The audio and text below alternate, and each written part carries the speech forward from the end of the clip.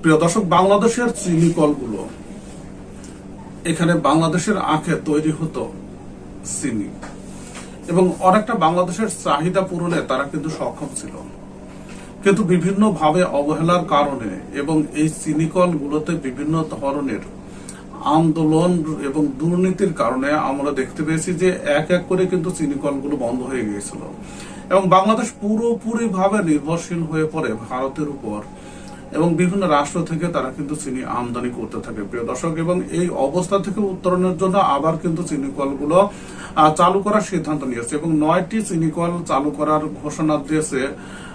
9টি চিনি কল চালুর ঘোষণা কিন্তু দেওয়া হয়েছে এবং এবছর কিন্তু এই 9টি চিনি কলগুলো উৎপাদনে আসছে। প্রিয় দর্শক, এই সংক্রান্ত গুরুত্বপূর্ণ তথ্য কিন্তু দৈনিক ইত্তেফাক তুলে ধরেছে। আপনারা যারা চিনির ব্যবসা করেন তাদেরকে কিন্তু বিষয়টি মাথায় রাখতে হবে যে এবছর বাংলাদেশি চিনি কলগুলো উৎপাদনে আসছে।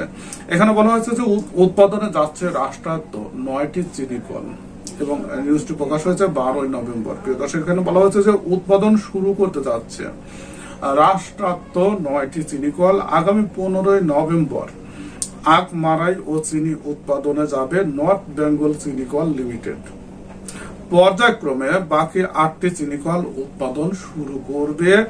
বিগত বছরগুলোর ধারাবাহিকতায় এই 9টি চিনি কল চালু হলেও দীর্ঘদিন বন্ধ থাকায় 6টি চিনি কল চালুর কোনো উদ্যোগ নেই।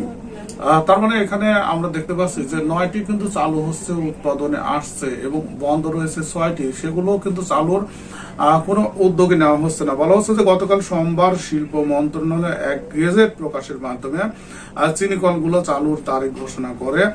6 ডিসেম্বর ঝিল বাংলা চিনি কল লিমিটেড ঘোষিত তারিখ অনুযায়ী আগামী 29 নভেম্বর রাজশাহী চিনি কল লিমিটেড, নাটোর চিনি কল লিমিটেড, 13 ডিসেম্বর ঠাকুরগাঁ চিনি কল লিমিটেড, মুবারকগঞ্জ চিনি কল লিমিটেড ও ফরিদপুর চিনি কল লিমিটেড এবং 20 December Carew and company Bangladesh limited, Joypurhat চিনি কল লিমিটেড উৎপাদন শুরু করবে।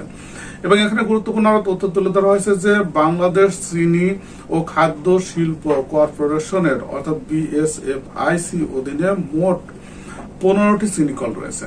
তার মানে 15টি চিনি কলের মধ্যে 9টি চিনি কল কিন্তু উৎপাদনে যাচ্ছে এবং কবে যাচ্ছে সে তারিখটি আপনারা জানলেন।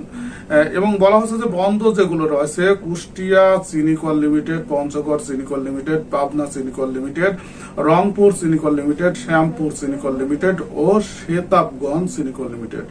বিএসএফআইসি আগে জানিয়েছিল বন্ধ থাকা চিনি কলগুলো তারা পর্যায়ক্রমে চালু করবে।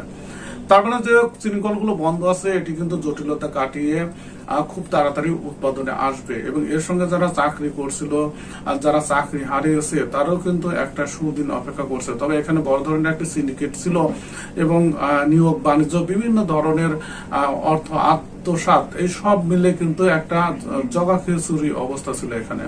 আশা করি যে এইসব জটিলতা কাটিয়ে এবছর 9টি চিনি কলের সাথে সাথে ধারাবাহিকভাবে 15টি চিনি কলই বাংলাদেশে উৎপাদনে আসবে এবং বাংলাদেশের চিনির ঘাটতি পূরণ হবে। এখন প্রশ্ন হলো যে আখের আবাদ কতটুকু, এটিও কিন্তু বৃদ্ধি করতে হবে এবং আখ মিল যখন নেয় তখন এই যে টাকার ছাড় এটি কিন্তু বড় ধরনের একটি জটিলতা। এই জটিলতার কারণেই কিন্তু অনেক কৃষকরা এই আখ আবাদে তারা কিন্তু আসেন না, কারণ এই নিজের ফসল বিক্রি করে টাকার জন্য অন্যজনের পিস ঘোরা, এখানেও একটা সিন্ডিকেট কাজ করে। এই সব মিলে কিন্তু একটা জগা খিচুড়ি অবস্থা। এই সবগুলো সমস্যা সমাধান করে যদি উৎপাদনে আসে, আশা করি চিনি কলগুলো লাভের মুখ দেখতে পাবে। প্রিয় দর্শক, ভিডিওটি দেখার জন্য আপনাদের সবাইকে ধন্যবাদ।